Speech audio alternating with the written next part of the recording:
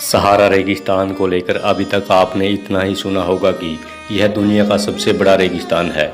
इससे परे अगर इस रेगिस्तान से जुड़ी कोई और जानकारी आपसे मांगी जाए तो शायद आप बता भी ना पाए। तो चलिए आज हम आपको सहारा रेगिस्तान के बारे में जुड़े कुछ रोचक तथ्य आपको बताएंगे।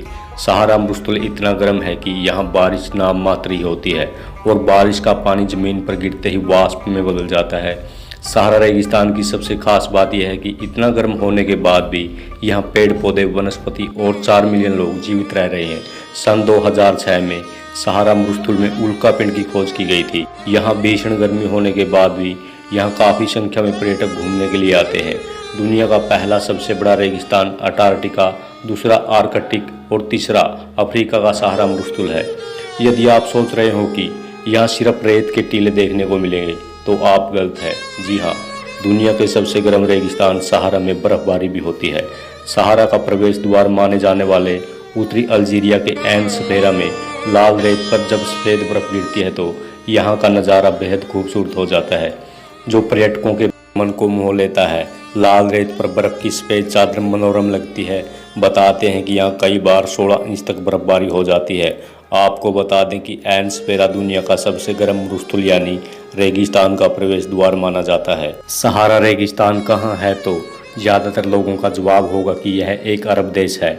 लेकिन क्या आप जानते हैं कि सहारा रेगिस्तान की बाउंड्री 8 देशों से लगती है। दरअसल सहारा रेगिस्तान का क्षेत्रफल ही इतना बड़ा है। यह अफ्रीका महाद्वीप में स्थित है, जिसका क्षेत्रफल 84 लाख वर्ग किलोमीटर है। इसलिए सहारा रेगिस्तान में अनजान लोग भटक जाते हैं, जिसका कारण है कि रेगिस्तान में मिटने वाले रेतीले पहाड़। अगर यहाँ कोई व्यक्ति बिना किसी नक्शे और दिशा सूचक के चले तो यकीनन वह रास्ता भटक जाएगा। रहस्यमय ढंग से सहारा रेगिस्तान का दायरा घटता व बढ़ता रहता है। हालांकि वैज्ञानिकों का मानना है कि इसके पीछे का मुख्य कारण ग्लोबल वार्मिंग है।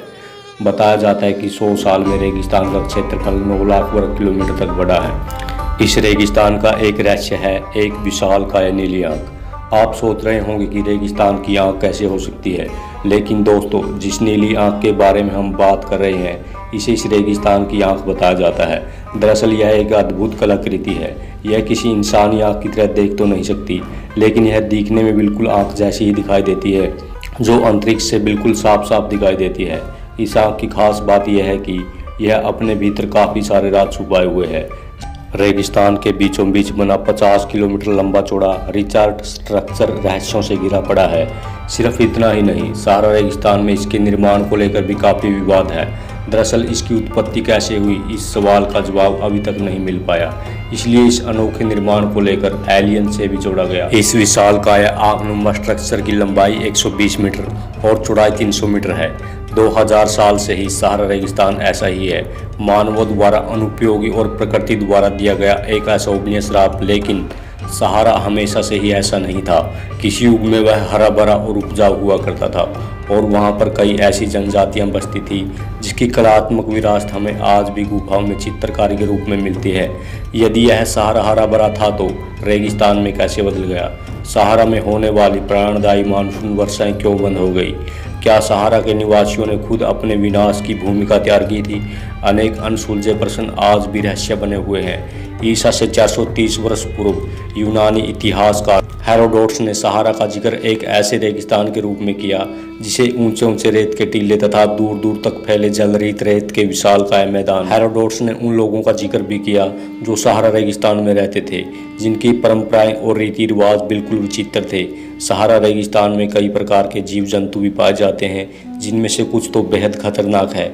जैसा कि आपको पता है, यहाँ का जीवन अत्यंत कठोर है।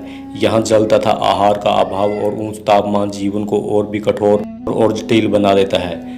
लेकिन इतनी विषम परिस्थितियों के बावजूद भी यहाँ जीवों की अनेक प्रजातियाँ जीवित रहती हैं। सहारा मरुस्थल का क्षेत्रफल भारत के क्षेत्रफल से 2 गुना है।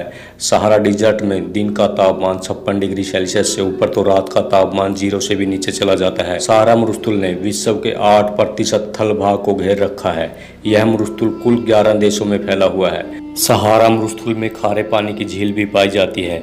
कई सालों पहले रेगिस्तान में ज़्यादा बर्फ गिरने से वहाँ पर एक नदी का निर्माण हुआ जिसे गुएल्टा डी आर्चई के नाम से जाना जाता है।